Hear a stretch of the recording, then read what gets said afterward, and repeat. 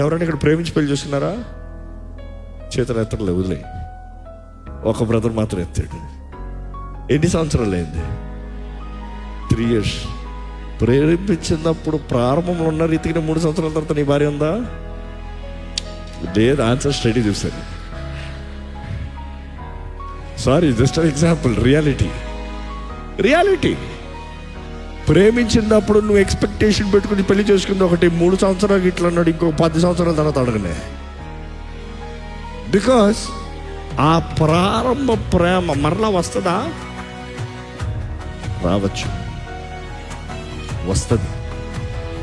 దేవుడు వాక్యం చెప్తుంది. చాలా మంది నమ్మరు. సైకాలజిస్ట్ కూడా చెప్తున్నారు.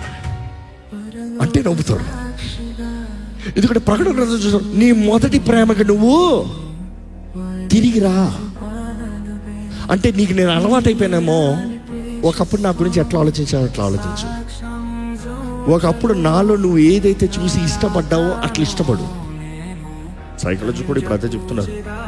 ఆ ఫస్ట్ లవ్ రావాలంటే మరలా నువ్వు పెళ్లి చేసుకునేటప్పుడు, లేకపోతే పెళ్లి చేసిన ముందు, లేకపోతే పెళ్లి చేసిన కొత్తలో ఏదైతే మంచిది చూసి నచ్చింది అన్నావో దాన్ని చూడు. నువ్వు పొరపాట్లు చూస్తున్నావు, నువ్వు లోపాలు చూస్తున్నావు, నువ్వు అడిగింది చేయింది చూస్తున్నావు. ఆ సైడ్ చూడు. ఇంకొక సైడ్ ఉంది. Every coin has 2 sides. Turn back to the right side. ఎందుకంటే ఈ మానవ బుద్ధి అంటే ఎప్పుడు నెగిటివ్ సైడ్ చూస్తాం ఇష్టం అంట. ఒకళ్ళు ఉన్న మంచి చూస్తాం కన్నా ఒకళ్ళు ఉన్న లోపం చూస్తాం ఇష్టం అంట. ఎందుకు తెలుసా? ఒకళ్ళు లోపం చూసుకునేటప్పుడు నీకేదో తెలియని గర్వం వస్తుందంట, ఐఆమ్ బెటర్ అని.